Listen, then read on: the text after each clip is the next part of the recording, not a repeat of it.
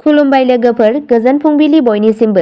नोंथांमोनखौ बड' enough' point चेनेलाव आरो फिन खेबसेबाव बयखौबो बरायनाय बावहरबाय। आं दिनै नोंथांमोननि सिगाङाव माखासे क्राइमनि खौरां लानानै फैबावलायबाय। आसा खालामो नोंथांमोनहा खौरांखौ नायनानै मोजां मोनगोन।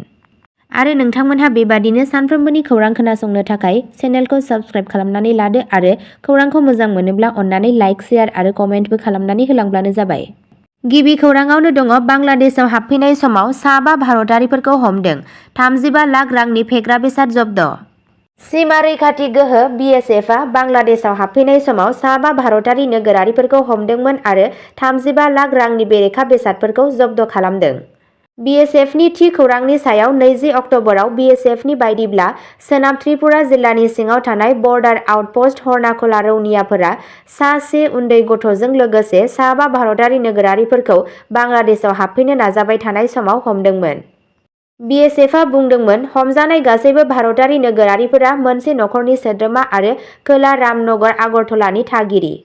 BSFआ फोरमायदोंमोन दि त्रिपुरा फ्रन्टियारनि सिङाव BSF रौनियाफोरा 2000 थुख्रा जाबा टेब्लेट, 146 किल'ग्राम गान्जा, 350 किल'ग्राम सिनि, 225 बथल पेन्सिटिल आरो 35 लाख रांनि गुबुन बेसादफोर जब्द खालामो। नैथि खौराङाव दङ आसाम STFआ मणिपुर आसामनि ड्राग्स कार्टेलखौ हमदों। 6 कौटि रांनि हेर'इन जब्द, 2 खादों। आसामनि कामरुप जिल्लायाव मोनसे गेदेर फेग्रा मुवा जब्द खालामनाय अपारेशनाव 2 सुबुंखौ खानाय जादों आरो 6 कौटि रांनि अनुमान खालामनाय लामानि बेसेनजों हेर'इनखौ जब्द खालामनाय जादों। मणिपुरनिफ्राय फेग्रा मुवाफोरखौ लाबोनायनि खौरां मोननायनि उनाव आसाम पुलिसनि स्पेशेल टास्क फर्स STFआ सनिबारनि मोनायाव आमिनगाव ओनसोलाव अपारेशनखौ खालामो। आसाम पुलिसनि सुबुं फोनांजाब मावख'गिरि प्रणब ज्योति गस्वामीआ फोरमायनाय बायदिब्ला गंसे SUVआव मोननाय मोन 49 साबोन बक्सआव फेग्रा मुवाफोरखौ दोनखोमादोंमोन। गारिनि सालायगिरि, जायखौ थांखिजानाय मोनग्रा होनना फोथायनाय जायो, जाथाय जानाय जायगायाव हमनाय जादोंमोन।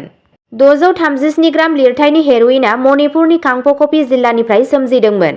आयेन बाहायग्रा मावख'गिरिफोरा सन्देह गोनां सुबुंफोरनि बेरेखायै आयेनारि हाबाफारि जागायदों। नायबिजिरनाया सोलिगासिनो दं। थामथि खौराङाव दङ सासे सन्देह गोनां मोसौ सिखावखौ गाग्लोबदों, गंसे गारियाव सावना होदों। मायां तहसिलाव मोनसे गिख्रंथाव जाथाय जादों, जेराव सासे सन्देह गोनां मोसौ सिखावखौ रागा जोंनाय जायगानि सुबुंफोरा हमदोंमोन आरो सावना होदोंमोन।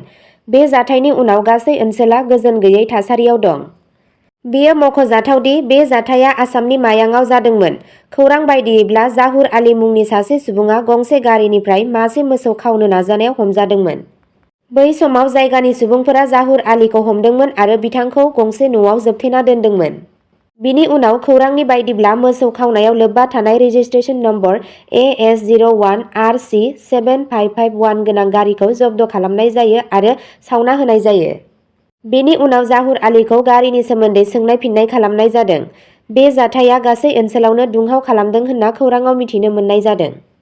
ब्रैथि खौराङाव दङ दुखुनांथाव जाथाय। लामा जाब्रबथायाव सा 9 गथ'फोरजों लोगोसे सा 12 सुबुंफोरनि जिउ खहा। गोदान दिल्लीयाव हादोराव फिन मोनसे गिख्रंथाव लामा जाब्रबथाय जादों।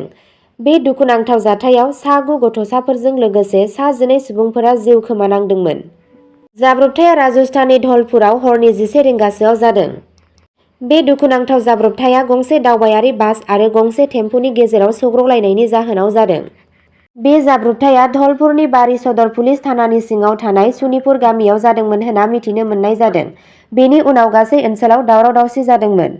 जाब्रबथायनि उनाव जायगानि सुबुंफोरा खौरां मोननानै जायगानि पुलिसआ जाथाय जायगायाव सौहैदोंमोन। पुलिसआ जाब्रबथाय जानाय थावनिनिफ्राय बुथारजानाय गथ'फोरजों लोगोसे सा 12 सुबुंफोरनि गोथै सह'खौ बोखांनो हायो आरो पस्टमर्टेमनि थाखाय दैथायहरो। जाब्रबथायाव जोखोम जानाय गुबुन 3खौ धौलपुर देहा फाहामसालियाव दैथायहरनाय जादों। जायगानि पुलिसनि बायदिब्ला जाब्रबथायाव थैनाय सुबुंफोरा हम सहरनि करिम कल'निनि थागिरि। बिथांमोनहा बरौली गामियाव मोनसे नखरारि हाबाफारियाव बाहागो लाखांनायनि उनाव फैफिननाय समाव जाब्रबथायजों मोगा-मोगि जायो। पुलिसनि बायदिब्ला जाब्रबथायाव बासनि सालायगिरि आरो कन्डाक्टराबो जोखोम जायो। बिसोरो बास आरो टेम्पुखौ जब्द खालामबाय। बबेखानि बे जाब्रबथाया सोरनि गोरोन्थिया जादों बेखौ दासिमबो मिथिनो मोननाय जायाखै। पुलिसआ बे आयदानि सायाव नायबिजिरनाय जागायदों। बाथि खौराङाव दङ ब्रह्मपुत्र दैमायाव ना हमग्रानि गोथै देहा मोनदों। नायबिजिरनाया सोलिगासिनो। 20 अक्ट'बर खालि फुङाव आसामनि धुब्री सहरनि साखाथियाव ब्रह्मपुत्र दैमानि गेजेराव सासे ना हमग्रानि गोथै सह'खौ औवानि फ्रेमाव दौलें लागायनानै थानाय हालोदाव मोननाय जादोंमोन। ना हमग्रानि सिनायथिखौ बलराम चौधुरी होनना मिथिनाय जादों। धुब्री सहरनि वार्ड नं 11 नि थागिरि चौधुरीया दैमायाव ना हमनो थाखाय गले गले थांबाय थानायनि थाखाय मिथिजायोमोन। जायगानि सुबुंफोरा नागिरना दिहुननायजों सोमोनांदोंमोन आरो मुंख'दोंमोन दि बिथाङा गावनि सरासनस्रा ना हमनायनि नेमखान्थिनि थाखाय बायजोआव थांदोंमोन। बबेखानि गिबि सन्देहआ जाथावना गावखौ फोथैनायनि फारसे गोग्लैयो। जायगानि पुलिसआ जाथायखौ सांग्रांथिजों नायगासिनो आरो बेखौ सन्देह गोनां थैनाय महरै नायबिजिरगासिनो दं। सासे पुलिस मावख'गिरिया बुङो, थासारिफोरा सरासनस्रा नङा आरो जों थासारिखौ मोजाङै नायबिजिरगासिनो दं। गोथै सह'खौ पस्टमर्टेम आनजादनि थाखाय दैथायहरनाय जादों आरो नायबिजिरनाया सोलिगासिनो दं। द'थि खौराङाव दङ जौ फेनानै बाथ्रा दान्थेलायनायनि उनाव सासे सुबुंखौ बिगुमैया खास्रि-बिस्रियै बुथारदों। सनिबारनि मोनायाव सनापुरनि हर'रा गामियाव मोनसे सोमोनांथाव जाथाय जायो, जेराव सासे सुबुङा गावनि बिगुमै धर्मेन्द्र मेधिखौ जौ लोंनानै सिखाजों बुथारदोंमोन। खौरां मोन्नाय बायदिब्ला दायनिगिरि डिम्बेश्वर बानियाया मेधिनि न'नि सिथ्लायाव दुंहाव बाथ्रा दान्थेलायनायनि उनाव गावनि बिगुमैखौ गाग्लोबदों।